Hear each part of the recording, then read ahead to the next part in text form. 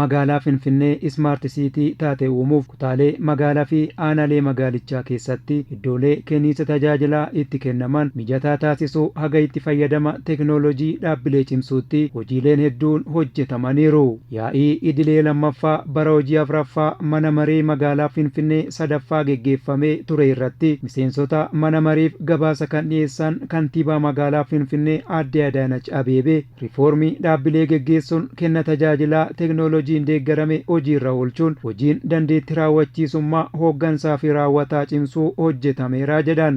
የበጀት ዓመቱ ቁልፍ ተግባራችን የተቋም ግንባታ ሲሆን የተቋም ሪፎርም በማካሄድ በቴክኖሎጂ የተደገፈ የአገልግሎት አሰጣጥ በተመረጡ ተቋማት በመተግበር bara baajataa kanatti hojiin ijoo keenya ijaarsa dhaabbilee yoo ta'u riifoormii dhaabbilee gaggeessuun kenna tajaajilaa teeknooloojiin deeggarame dhaabbilee keessatti hojiirra oolchuun hojiin dandeettii raawwachiisummaa hooggansaa fi raawwataa cimsu hojjetameera. Kanaanis kutaalee magaalaa fi aanaalee magaalattii keessatti iddoo hojii mijataa uumuuf kan dandeessisan hojiileen hedduun hojjetamaniiru. Keessumaa aanaalee 21 hojiin smart taasisuu karoora guyyoota 90 keessatti galanii bifa addaan akka hojjetaman taasifameera. Dabalataanis aanaalee 11 keessatti iddoo kenni tajaajilaa itti kennamu mijataa taasisuuf gamoowwanii fi itti fayyadama teeknooloojii eegalchiisuuf haal dureen xumurameera. Kenniinsa tajaajilaa ilaalchisee itti quufinsa uummataa fi hojiilee dhaabbileen hojjetaman beekuu fi qorannoo geggeessuuf gaheen miidiyaa olaanaa waan ta'eef Addis Miidiyaa Neetwork akkamiin itti fayyadamaa jirtu gama hojjettoota dhaabbatichaa teeknooloojiin ga'oomsutiinoo kan jedhu gaafilee miseensota mana mariin dhiyaatan keessaayi.